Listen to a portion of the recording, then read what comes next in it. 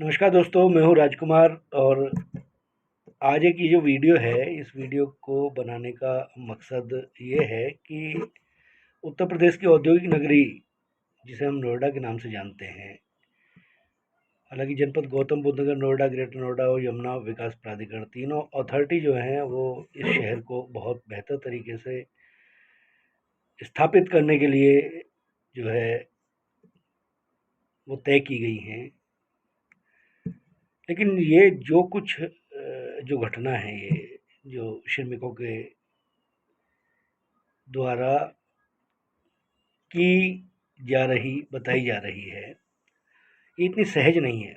मुझे लगता है कि इतिहास के पन्नों को हमें पलटने की आवश्यकता है। 1976 में जब ये शहर बसा, नोएडा, जिसे हम नोएडा के नाम से जानते हैं, तो नवीन ओखला औद्योगिक विकास प्राधिकरण के नाम से इसे नोएडा का नाम दिया गया। और इसको बनाने का मकसद जो था वो ओखला जो इंडस्ट्रियल एरिया है उसको यहाँ स्थापित करना था। कांग्रेस की सरकार उस समय थी और शायद, हालांकि हकीकत है ये, लेकिन अब लोग जो नहीं जानेंगे वो पता नहीं क्या इसके मायने लगाएंगे। संजय गांधी के दिमाग की उपज थी। नारायण दत्त तिवारी, वीर बहादुर सिंह जैसे मुख्यमंत्री इस प्रदेश में रहे हैं और उन्होंने इसकी आधारशिला रखी और उस समय इसको, शहर को बसाने की एक योजना बनी।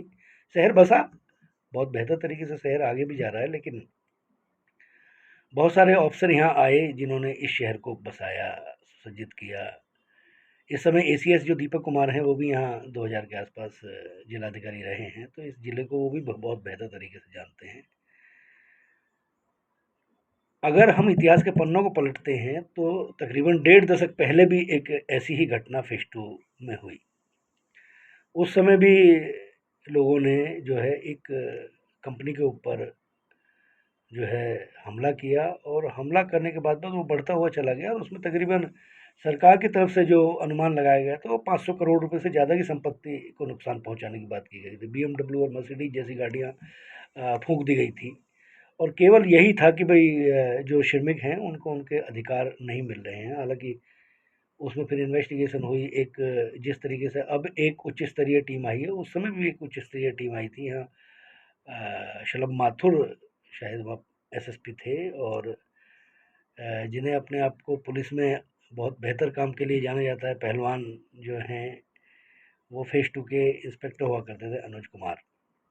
हम लोग कवर करते थे, उस समय नई दुनिया अखबार में काम करता था और हम लोग मौके पे भी गए और मौके पे और बहुत सारे वरिष्ठ पत्रकार जो इस शहर में अब भी काम कर रहे हैं। वो जो घटना थी, उस घटना से शायद हमने बहुत कुछ सीखा भी और बहुत बेहतर तरीके से इस शहर को और आगे बढ़ाने की बात की गई। लेकिन जिस तरीके से कोरोना काल के बाद के जो हालात हैं यहाँ, क्योंकि बहुत बड़ी तादाद में लोग रोजगार की तलाश में यहाँ आए हैं, उनके अपने चैलेंजेज हैं और आज की जो परिस्थितियां हैं उन परिस्थितियों में स्वाभाविक तौर पर एआई का ज़माना आ गया है, तो निश्चित तौर पे रोजगार जो है वो कम भी हो रहा है। और जैसे गैस का संकट ही आया, उदाहरण के तौर पर अगर हम ले लें तो 5-5 हज़ार रुपए के सिलेंडर बिक गए। लोग जो है वो घरों में लोगों ने राशन भर लिया और कैनों में लोग पेट्रोल लेने के लिए चले गए।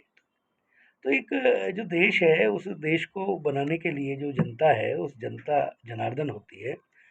लेकिन ये जो घटना हुई है, इस घटना को बहुत सहज तरीके से मुझे लगता है कि आज के समय में नहीं लेना चाहिए। मीडिया पर हमला किए गए, मीडिया कर्मियों को पीटा गया, पुलिस कर्मियों को पीटा गया जो 24 घंटे हमारी सुरक्षा में तैनात रहते हैं सड़क पे। मतलब बेतहाशा जो है लोग उपद्रव करते हुए दिखे। कई लोग ऐसे दिखे कि जिनके टी शर्ट के कॉलर जो थे वो चढ़े हुए थे। उन्हें श्रमिक कहना जो है या अपने हकों के लिए सड़क पे इस तरीके का उपद्रव करना जो है वो किसी भी स्थिति में सही नहीं माना जा सकता। जिलाधिकारी ने अपनी तरफ से प्रयास किए हैं, कमिश्नर ने अपनी तरफ से प्रयास किए हैं, पुलिस सड़क पे है। आज एक दिन बाद भी सड़क पे जो है कई जगह कर्फ्यू जैसी स्थिति रही। तो आखिर हम जा कहाँ रहे हैं? बिल्कुल देश की राजधानी दिल्ली से सटा हुआ नोएडा है और नोएडा जो है वो अब अत्याधुनिक शहर है। नोएडा केवल उत्तर प्रदेश का एक शहर नहीं है, बल्कि मुझे लगता है कि शायद हिंदुस्तान की अगर इसे आर्थिक रीढ़ के तौर पे भी देखा जाए तो ये जनपद बहुत महत्वपूर्ण परिस्थितियों हालातों से गुजर रहा है। सैमसंग और तमाम बड़े जो प्रोजेक्ट हैं वो यहाँ पे विदेशी कंपनियां हैं और उनमें विदेशी लोग काम भी करते हैं। तो अंतर्राष्ट्रीय स्तर पर इस शहर की छवि क्या बनेगी? इस शहर की जब छवि खराब होगी तो स्वाभाविक तौर पर देश की छवि भी उससे प्रभावित होगी। जो श्रमिक कानून हैं उन कानूनों के तहत लोगों को रोजगार दिया जाना चाहिए। रोजगार उनके मापदंड जो है वो तय किए गए हैं। सब कुछ एक सिस्टम है। लेकिन उदाहरण के तौर पर अगर हम देखें तो हम अगर किसी कंपनी में काम करते हैं तो निश्चित तौर पर वहाँ पर भावनात्मक लगाव भी हो जाता है। और जब खेत को जो है वो बाढ़ खाने लगती है तो वैसी स्थिति होती है। कैसे किन मतलब किसने उन्हें उनके हाथों में पत्थर थमा दिए और जो लोग जिनका घर वहाँ से चल रहा है उस कंपनी से, उस कंपनी के शीशों को तोड़ने के लिए लोग उग्र हो गए।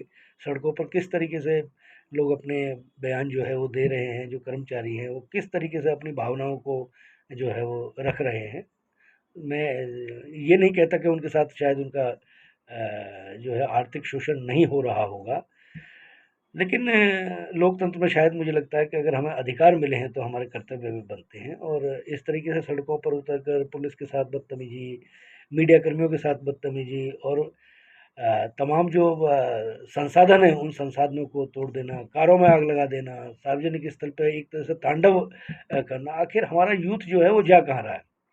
इन्वेस्टिगेशन हो रही है, 350 के आसपास लोगों को पुलिस ने जो है उसमें दोषी माना है, मुकदमे दर्ज हो रहे हैं, इन्वेस्टिगेशन होगी। लेकिन क्या ये परिस्थिति यहीं थम जाएंगी?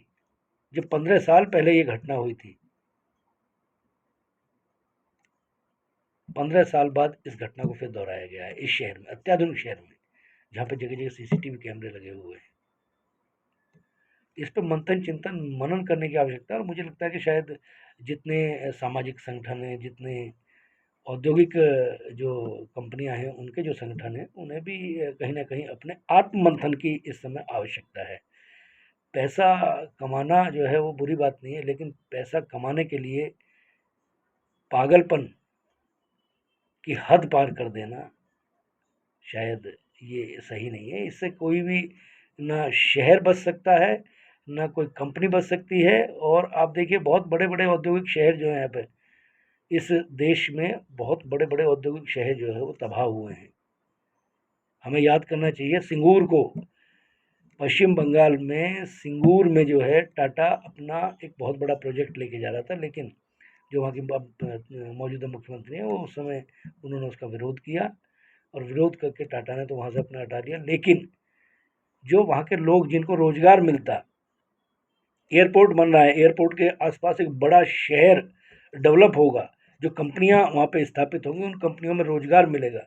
रोजगार करने के लिए स्किल अनस्किल्ड सब तरीके के लोग काम करेंगे। लेकिन इस तरीके की वाहियात गर्दी जो जिस तरीके की हुई है, इसमें निश्चित तौर पर आत्ममंथन करने की जरूरत है। और मुझे लगता है कि शायद 15 साल पहले जो घटना हुई थी उसके बाद शायद यहाँ के सामाजिक और तमाम जो लेबर यूनियन है, अगर उन्होंने शायद इस बात को परखा होता, समझा होता, प्रशासन के साथ उनकी अगर तालमेल सही होता, तो शायद इन ये जो परिस्थितियाँ जिस तरीके की हुई इन्हें रोका जा सकता था, टैकल किया जा सकता था। लेकिन जिस तरीके का इसका राजनीतिकरण इस समय हो रहा है वो ना समाज के लिए अच्छा है, ना देश के लिए अच्छा है, ना प्रदेश के लिए अच्छा है और ना ही पॉलिटिकल पार्टियों के लिए अच्छा है।